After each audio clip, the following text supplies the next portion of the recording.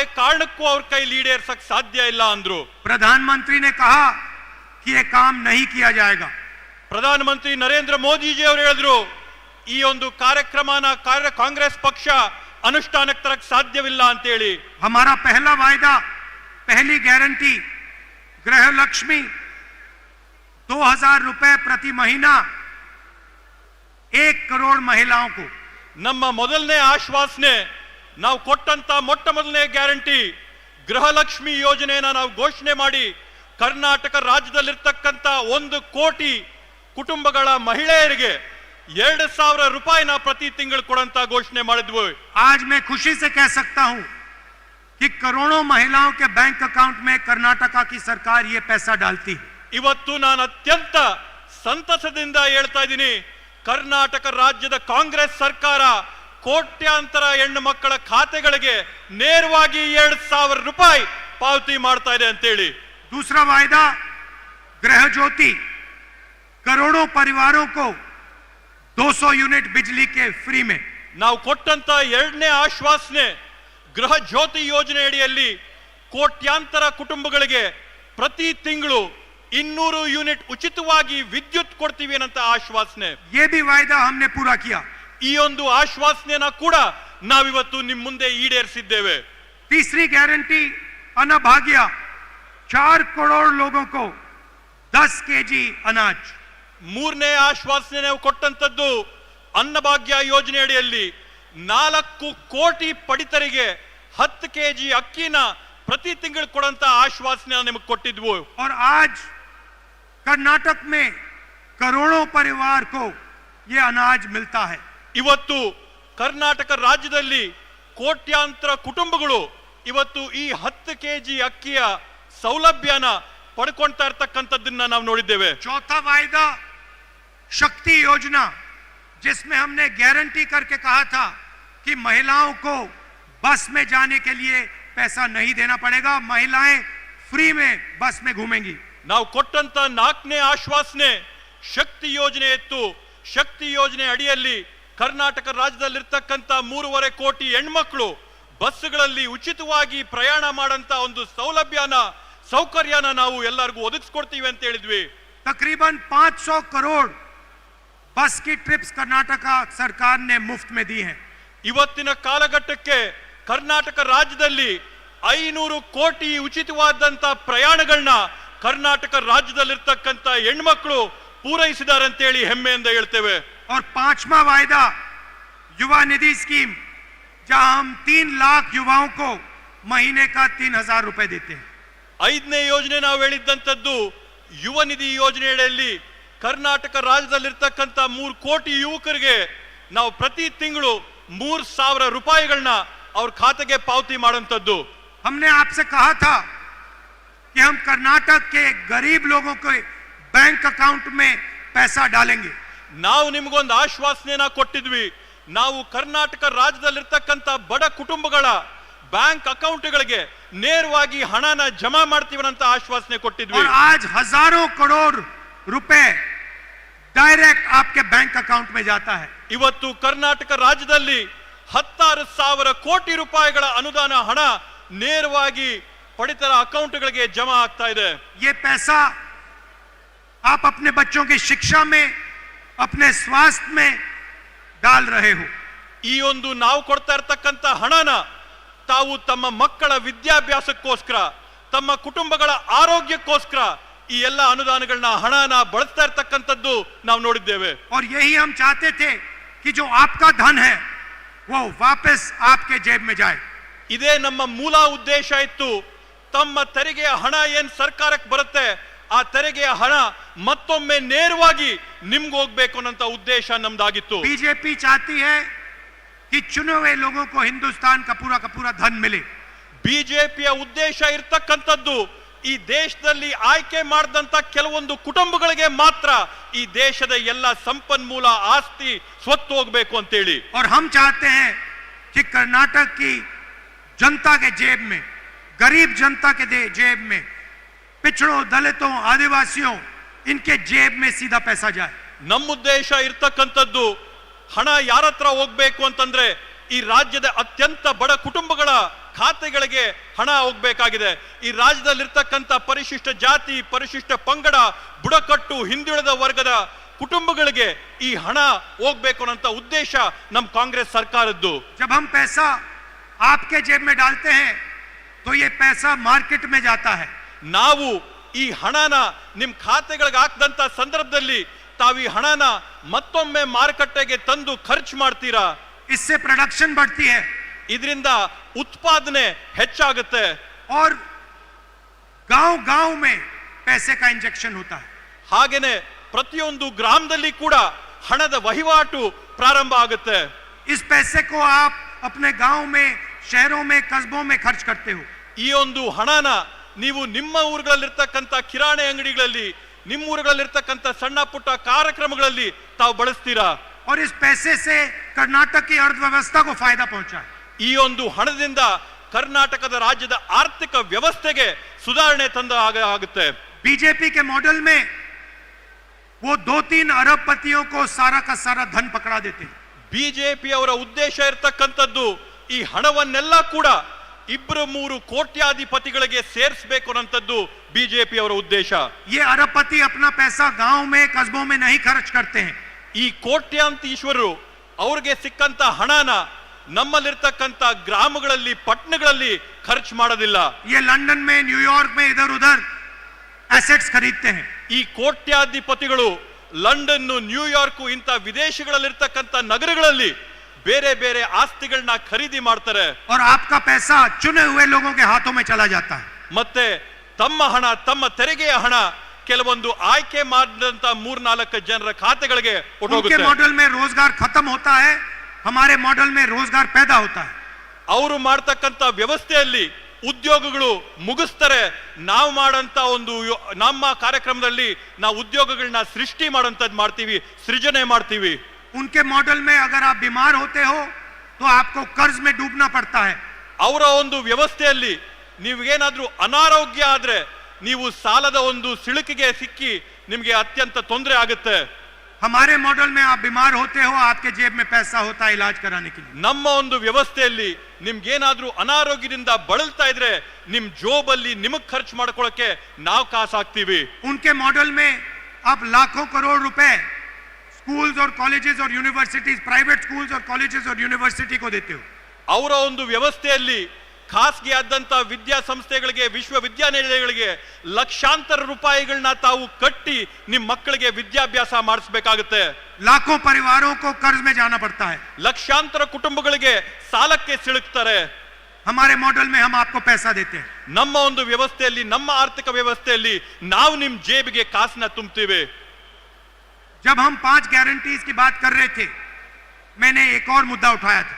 ನಾವು 5 ಗ್ಯಾರಂಟಿಗಳ ಬಗ್ಗೆ ಚರ್ಚೆ ಮಾಡ್ತಾ ಇರಬೇಕಾದಂತ ಸಂದರ್ಭದಲ್ಲಿ ನಾನು ಮತ್ತೊಂದು ವಿಷಯನ ಪ್ರಸ್ತಾಪ ಮಾಡಿದೆ. मुझे पता लगा था कि कर्नाटक में ऐसे बहुत सारे लोग हैं जिनके पास जमीन है मगर मालिकाना हक नहीं है.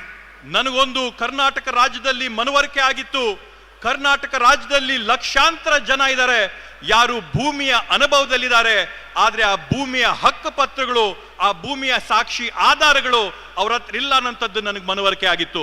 दलित आदिवासी हैमलेट्स को रेवेन्यू विलेज माना ही नहीं जाता था. ದಲಿತರು ಮತ್ತು ಬುಡಕಟ್ಟ ಜನ ಇರ್ತಕ್ಕಂಥ ಪ್ರದೇಶಗಳು, ಗ್ರಾಮಗಳು ಕಂದಾಯ ಗ್ರಾಮ ಅಂತಾನೆ ಘೋಷಣೆ ಆಗಿರಲಿಲ್ಲ. ये लोग गांव में रहते थे मगर इनको कोई हक नहीं मिलते. ಆ ಗ್ರಾಮಗಳಲ್ಲಿದ್ದಂತ ಬುಡಕಟ್ಟು ಪರಿಶಿಷ್ಟ ಜಾತಿಯ ಜನಕ್ಕೆ ಅವರ ಭೂಮಿ ಮಾಲೀಕತ್ವದ ಹಕ್ಕೇ ಇರಲಿಲ್ಲ. इसमें हर जात के लोग थे, हर धर्म के लोग थे. ಈ ಒಂದು ಗ್ರಾಮಗಳಲ್ಲಿ ಪ್ರತಿ ಜಾತಿಯ ಜನ ಇದ್ರು, ಪ್ರತಿ ಧರ್ಮದ ಜನ ಇದ್ರು. इनको मालिकाना हक नहीं था, इनकी प्रॉपर्टी राइट्स नहीं थी, इनको सरकार की कोई फैसिलिटी नहीं मिलती थी. ಇವ್ರಿಗೆ ಭೂಮಿಯ ಮಾಲೀಕತ್ವದ ಹಕ್ಕುಗಳಿರ್ಲಿಲ್ಲ, ಸರ್ಕಾರ ಕೊಡಂತ ಸೌಲಭ್ಯಗಳಿರ್ಲಿಲ್ಲ, ಹಕ್ಕು ಪತ್ರಗಳು ಅವ್ರ ಕೈಯಲ್ಲಿರ್ಲಿಲ್ಲ. सालों से ये परिवार जमीन उस जमीन पे रह रहे थे. 16 ವರ್ಷಗಳಿಂದ ಈ ಕುಟುಂಬಗಳು ಆ ಭೂಮಿಯ ಅನುಭವದಲ್ಲಿದ್ರು, ಆದ್ರೆ ಸಾಕ್ಷಿ ಆಧಾರಗಳಿರ್ಲಿಲ್ಲ. मगर उनको अपनी ही जमीन का अधिकार नहीं था. ಆದ್ರೆ ಅವ್ರಿಗೆ ತಮ್ಮದೇ ಆದಂತ ತಮ್ಮ ಸ್ವಂತ ಭೂಮಿಯ ಅಧಿಕಾರದ ವ್ಯವಸ್ಥೆ ಅವ್ರಿಗಿರ್ಲಿಲ್ಲ. और ये मामला मैंने कांग्रेस पार्टी के सीनियर नेताओं से उठाया. ಈ ಒಂದು ವಿಷಯದ ಬಗ್ಗೆ ನಾನು ನಮ್ಮ ಕಾಂಗ್ರೆಸ್ ಪಕ್ಷದ ಹಿರಿಯ ಮುಖಂಡರ ಗಮನಕ್ಕೆ ಈ ವಿಷಯನ ತಂದೆ. खारगे जी से, सिद्धरमैया जी से, डीके शिवकुमार, बाकी मंत्रियों से मैंने ये बात की. ನಾನು ಈ ವಿಷಯದ ಬಗ್ಗೆ ಮಲ್ಲಿಕಾರ್ಜುನ ಖರ್ಗೆ ಸಾಹೇಬ್ರ ಹತ್ರ, ಸನ್ಮಾನ್ಯ ಸಿದ್ದರಾಮಣ್ಣ ಅವರ ಹತ್ರ, ಡಿ ಕೆ ಶಿವಕುಮಾರ್ ಅಣ್ಣವ್ರ ಹತ್ರ ಈ ಒಂದು ವಿಷಯದ ಬಗ್ಗೆ ನಾನು ಅವರ ಗಮನಕ್ಕೆ ತಂದಿದ್ದೆ. और मैंने कहा कि हम चाहते हैं, मैं चाहता हूं कि कर्नाटक में जिसके पास भी जमीन हो उसके पास मालिकाना हक जरूर हो. ನನ್ನ ಒಂದು ಉದ್ದೇಶ ಏನಿತ್ತಂತಂದ್ರೆ, ಕರ್ನಾಟಕ ರಾಜ್ಯದಲ್ಲಿ ಯಾರೆಲ್ಲ ಕೂಡ ಭೂಮಿಯ ಸ್ಥಳದ ಅನುಭವದಲ್ಲಿದ್ದಾರೆ, ಆ ಭೂಮಿ ಜಾಗದ ಅನುಭವದಲ್ಲಿರ್ತಕ್ಕಂಥವರೆಲ್ಲರಿಗೂ ಕೂಡ ಹಕ್ ಪತ್ರ ಕೊಟ್ಟು ಅವರ ಮಾಲೀಕತ್ವನ ಅವ್ರ ಕೈಗೆ ವರ್ಗಾವಣೆ ಮಾಡಬೇಕು ಅನ್ನೋದು ನನ್ನ ಉದ್ದೇಶ ಆಗಿತ್ತು. और आज मैं बहुत खुशी के साथ कह सकता हूं कि जो छठी गारंटी है उसको हम पूरा करने में कामयाब हुए. ಇವತ್ತು ನಾನು ಅತ್ಯಂತ ಸಂತಸದಿಂದ ಹೇಳ್ತೀನಿ, ಇವತ್ತು ನಾವೇನಿದು ಭೂ ಮಾಲೀಕತ್ವದ 6ನೇ ಗ್ಯಾರಂಟಿನ ನಾವೇನು ಮನಸ್ಸಲ್ಲಿಟ್ಕೊಂಡಿದ್ವಿ, ಸಂಕಲ್ಪ ಮಾಡಿದ್ವಿ, ಇವತ್ತು ಆ ಸಂಕಲ್ಪನ ಈಡೇರಿಸಿದೀವಿ ಅನ್ನೋಂತ ಒಂದು ನೆಮ್ಮದಿ, ಸಂತೋಷ, ಶಾಂತಿ ನನಗಿದೆ ಅಂತ ಹೆಮ್ಮೆಯಿಂದ ಹೇಳ್ಕೊತೀನಿ. 1 लाख परिवारों को आज मालिकाना हक कर्नाटका की सरकार देने जा रही है. ಇವತ್ತು ಅತ್ಯಂತ ಸಂತಸದಿಂದ ಹೇಳ್ತೀನಿ, ಕರ್ನಾಟಕ ರಾಜ್ಯದಲ್ಲಿರ್ತಕ್ಕಂಥ 1 ಲಕ್ಷ ಕುಟುಂಬಗಳಿಗೆ ಅವರ ಒಂದು ಭೂಮಿಯ ಹಕ್ಕು ಪತ್ರಗಳನ್ನ, ಮಾಲೀಕತ್ವನ ಈ ಒಂದು ಬೃಹತ್ ಕಾರ್ಯಕ್ರಮದಲ್ಲಿ ವರ್ಗಾವಣೆ ಮಾಡ್ತಾ ಇದೀವಿ ಅಂತ ಹೇಳಿ ಹೇಳ್ತೀನಿ. जो इंदिरा गांधी का सपना था, ಇಂದಿರಾ ಗಾಂಧೀಜಿ ಅವರ ಕನಸೇನಿತ್ತು, उसमें उसको पूरा करने के लिए हमने एक बहुत बड़ा कदम लिया है. ಆ ಒಂದು ಕನಸನ್ನ ನಾವು ನನಸಾಗಿ ಮಾಡೋದಕ್ಕೋಸ್ಕರ ಈ ಒಂದು ದೊಡ್ಡ ಹೆಜ್ಜೆನ ನಾವಿಟ್ಟಿದ್ದೇವೆ. 2000 हैबिटेशंस को हम रेवेन्यू विलेज घोषित कर रहे हैं.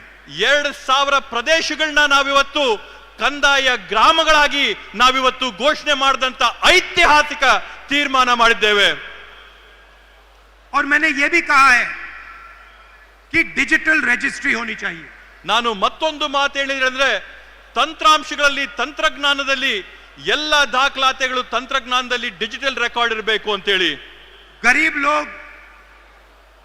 अपने जमीन का रिकॉर्ड नहीं निकाल सकते हैं. ಬಡ ಕುಟುಂಬದಲ್ಲಿರ್ತಕ್ಕಂಥವ್ರು, ಸಣ್ಣ ಪುಟ್ಟ ಮನೆಗಳಲ್ಲಿರ್ತಕ್ಕಂಥವ್ರು ಅವರ ಕಂದಾಯ ದಾಖಲಾತಿಗಳನ್ನ ಭದ್ರವಾಗಿ ಇಟ್ಕೊಳ್ಳೋಕೆ ಕಷ್ಟ ಆಗುತ್ತೆ. सालों बीत जाते हैं, उनको अपना डॉक्यूमेंट नहीं मिलता है. 10 ವರ್ಷಗಳು ಕಳೆದ್ರೂ ಕೂಡ ಅವ್ರಿಗೆ ಅವರ ಮಾಲೀಕತ್ವದ ಪತ್ರಗಳು ಕೈಗೆ ಸಿಗೋದಿಲ್ಲ. इसीलिए हमने कहा है कि 21वीं सदी में डिजिटल रजिस्ट्री होनी चाहिए. ಆದ್ರಿಂದ ನಾವು ಕೊಟ್ಟಂತ ನಿರ್ದೇಶನ ಏನಂತಂದ್ರೆ, 21ನೇ ಶತಮಾನದಲ್ಲಿ ಎಲ್ಲರ ಕಂದಾಯ ಡಾಕ್ಯುಮೆಂಟ್ಗಳು ಡಿಜಿಟಲೀಕರಣ ಆಗಬೇಕು ಅನ್ನೋ ಒಂದು ನಿರ್ದೇಶನ ನಾವು ನೀಡಿದ್ವಿ. आपके हाथ में एक फिजिकल कॉपी होगी, ನಿಮ್ಮ ಕೈಯಲ್ಲಿ ಒಂದು ಫಿಸಿಕಲ್ ಕಾಪಿ ಇದ್ರೂ ಕೂಡ, मगर जब भी आपको जरूरत पड़े आप डिजिटल कॉपी निकाल पाओगे. ಆದ್ರೆ ನಿಮಗೆ ಯಾವತ್ತಾದ್ರೂ ಬೇಕಾದ್ರೂ ಕೂಡ ತಂತ್ರಾಂಶದಲ್ಲಿ ಡಿಜಿಟಲ್ ಕಾಪಿ ತಾವು ಯಾವಾಗ ಬೇಕಾದ್ರೂ ತಗೋಬಹುದು. इस गारंटी से हमारे जो सबसे गरीब कमजोर भाई बहन हैं उनको फायदा होगा. ಇವತ್ತು ಈ ಒಂದು 6ನೇ ಗ್ಯಾರಂಟಿಯಿಂದ ನಮ್ಮ ಸಮಾಜದಲ್ಲಿರ್ತಕ್ಕಂಥ ಅತ್ಯಂತ ಬಡ ಹಿಂದುಳಿದ ಕುಟುಂಬಗಳಿಗೆ ಸಾಕಷ್ಟು ದೊಡ್ಡ ಅನುಕೂಲ, ಸೌಲಭ್ಯ ಆಗಿದೆ. लंबिनी, बंजारा, भोवी, सोलिगा, नायक, इन सब लोगों को, इन सब कम्युनिटीज को फायदा होने जा रहा है. ಬುಡಕಟ್ಟು ಸಮುದಾಯಗಳಿಗೆ ಸೇರಿದಂತವ್ರಿಗೆ ಎಲ್ಲರಿಗೂ ಕೂಡ ಈ ಒಂದು ಕಾರ್ಯಕ್ರಮದಿಂದ, ಯೋಜನೆಯಿಂದ ಒಂದು ದೊಡ್ಡ ಸಹಾಯ ಆಗಿದೆ. और मैंने एक और बात बोली है. ನಾನು ಇದ್ರ ಜೊತೆಗೆ ಮತ್ತೊಂದು ಮಾತನ್ನ ನಾನು ಹೇಳಿದ್ದೇನೆ. 50,000 ऐसे परिवार हैं 50 जिनके पास अभी भी मालिकाना हक नहीं है. ನಾನು ಮತ್ತೊಂದು ಮಾತು ಹೇಳಿದ್ದೀನಿ, 50,000 ಈ ರೀತಿಯಾದಂತ ಕುಟುಂಬಗಳಿವೆ ಯಾರಿಗೆ ಇವತ್ತಿಗೂ ಕೂಡ ತಮ್ಮ ಹಕ್ಕು ಪತ್ರಗಳ ಕೈಗೆ ಸಿಕ್ಕಿಲ್ಲ. हम चाहते हैं कि 6 महीने के अंदर उन 50,000 परिवारों को भी मालिकाना हक दिया जाए. ನಾನ್ ತಮ್ಗೆ ಆಶ್ವಾಸನೆ ಕೊಡ್ತೇನೆ, ಮುಂದೆ ಬರುವಂತ 6 ತಿಂಗಳ ಒಳಗಡೆ ಈ 50,000 ಕುಟುಂಬಗಳಿಗೂ ಕೂಡ ಅವರ ಹಕ್ಕು ಪತ್ರನ ಕೊಡಂತ ಕೆಲಸನ ನಮ್ಮ ಸರ್ಕಾರದ ವತಿಯಿಂದ ಮಾಡಿಸ್ತೇವೆ ಅಂತ ಹೇಳಿ. 2000 रेवेन्यू विलेजेस घोषित किए गए हैं. 2000 ಕಂದಾಯ ಗ್ರಾಮಗಳನ್ನ ಊರ್ಜಿತ ಮಾಡಿದ್ದೇವೆ. हम चाहते हैं कि 500 और नए रेवेन्यू विलेजेस घोषित हों. ನಮ್ಮ ಗುರಿ ಇರ್ತಕ್ಕಂಥದ್ದು ಕರ್ನಾಟಕ ರಾಜ್ಯದಲ್ಲಿ ಇನ್ನೂ ಕೂಡ 500 ನೂತನವಾದಂತ ಕಂದಾಯ ಗ್ರಾಮಗಳನ್ನ ನಾವು ಘೋಷಣೆ ಮಾಡಬೇಕು ಅಂತೇಳಿ. कर्नाटका में कोई नहीं होना चाहिए जिसके पास अपनी जमीन का मालिकाना हक नहीं है। ಕರ್ನಾಟಕ ರಾಜ್ಯದಲ್ಲಿ ಯಾರು ಕೂಡ ತಮ್ಮ ಭೂಮಿಯ ಹಕ್ಕು ಪತ್ರ ಇಲ್ಲದೆ ಇದ್ದಂತವರು, ತಮ್ಮ ಭೂಮಿಯ ಮಾಲೀಕತ್ವ ಇಲ್ಲದೆ ಇದ್ದಂತವರು ಯಾರು ಕೂಡ ಇರಬಾರದು ಅನ್ನಂತದ್ದು ನಮ್ಮ ಸಂಕಲ್ಪ.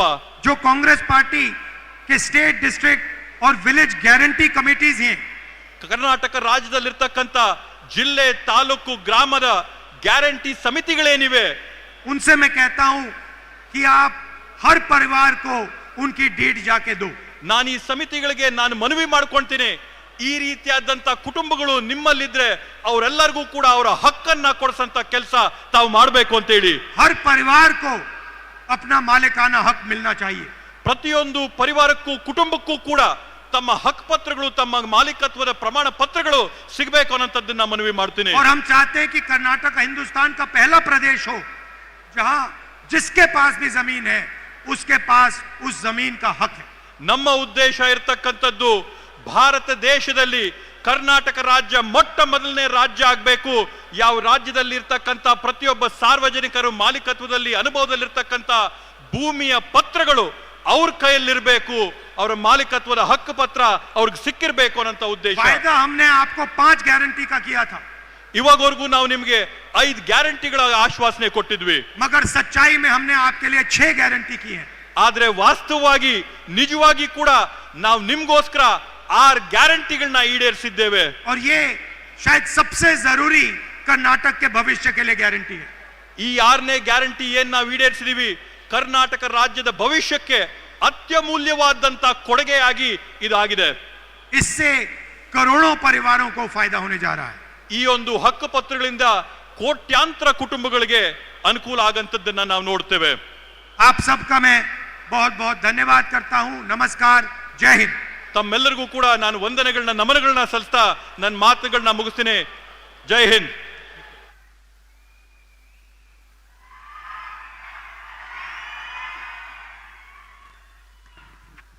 ಧನ್ಯವಾದ ಶ್ರೀ ರಾಹುಲ್ ಗಾಂಧಿ ಅವರಿಗೆ. ಅವರು ಏನು ನಮಗೆ ಸೂಚನೆಯನ್ನ ಕೊಟ್ಟಿದ್ದಾರೆ, ಬಾಕಿ ಇರುವ ಕೆಲಸ ಮುಗಿಸ್ಬೇಕು ಅಂತ, ಅದಕ್ಕೆ ನಾವು ಬದ್ಧರಾಗಿದ್ದೇವೆ ಅಂತ ಹೇಳಲಿಕ್ಕೆ ಬಯಸ್ತೇನೆ. Sir, we are committed to the instruction you have given. We will fulfil the promise you have made to people today. ಈಗ ನಮ್ಮೆಲ್ಲರ ನಾಯಕರು, ರಾಜ್ಯಸಭೆಯಲ್ಲಿ ವಿರೋಧ ಪಕ್ಷದ ನಾಯಕರು, ಕರ್ನಾಟಕದ ಹೆಮ್ಮೆಯ ಪುತ್ರ, ಕರ್ನಾಟಕವನ್ನ ದೇಶದ ಮಟ್ಟದಲ್ಲಿ ಇಂದು ಕರ್ನಾಟಕದ ಕೀರ್ತಿ ಪತಾಕೆಯನ್ನ ಹಾರಿಸಿರ್ತಕ್ಕಂತಹ ಇದೇ ಕಲ್ಯಾಣ ಕರ್ನಾಟಕದ ಅಭಿವೃದ್ಧಿಗೆ ಶಾಶ್ವತ ಎಂದೆಂದಿಗೂ ಉಳಿಯುವಂತಹ 371J ಮಾಡಲಿಕ್ಕೆ ಕಾರಣಕರ್ತರು ಆದಂತಹ ರಾಜ್ಯಸಭೆಯ ವಿರೋಧ ಪಕ್ಷದ ನಾಯಕರು ಆದಂತಹ ಶ್ರೀಯುತ ಮಲ್ಲಿಕಾರ್ಜುನ ಖರ್ಗೆ ಅವರು ಈ ಜನಸ್ತೋಮವನ್ನ ಉದ್ದೇಶಿಸಿ ಮಾತನಾಡಬೇಕು ಅಂತ ಅವರಲ್ಲಿ ಮನವಿಯನ್ನ ಮಾಡ್ತಾ ಇದ್ದೇನೆ. ಹೆಚ್ಚಿನ ವಿಡಿಯೋಗಳಿಗೆ ಪ್ರತಿಧ್ವನಿ ಯೂಟ್ಯೂಬ್ ಚಾನೆಲ್ ಸಬ್ಸ್ಕ್ರೈಬ್ ಮಾಡಿ, ಬೆಲ್ ಐಕಾನ್ ಕ್ಲಿಕ್ ಮಾಡಿ.